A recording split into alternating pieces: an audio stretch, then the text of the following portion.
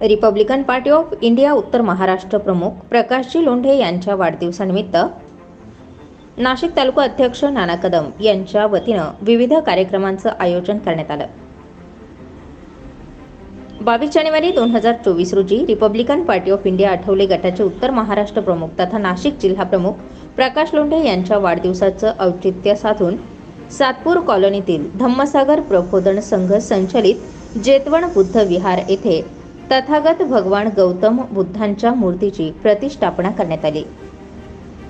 प्रकाश लोंढे यांनी 30 वर्षापासून आखून दिलेल्या 20% राजकारण व 80% समाजकारण याच माध्यमातून 17 जानेवारी पासून ते 23 जानेवारी पर्यंत सातपूरसह नाशिक जिल्ह्यात विविध कार्यक्रमांचं आयोजन करण्यात आलं।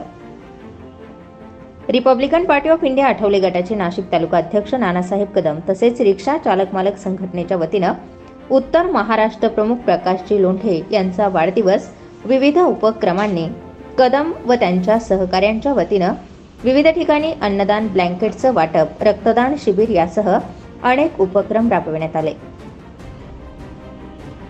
नानासाहेब कदम यांनी राबवलेल्या उपक्रमाचं नाशिक जिल्ह्यातील तसेच उत्तर महाराष्ट्रातील सर्व कार्यकर्त्यांनी पदाधिकाऱ्यांनी कौतुक केलंय।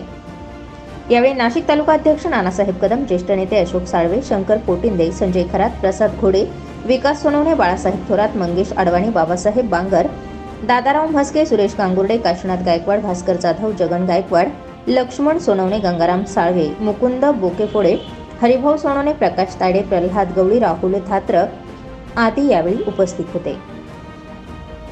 स्टार 24 फास्ट न्यूज साठी सिद्धार्थ लोखंडे, नाशिक।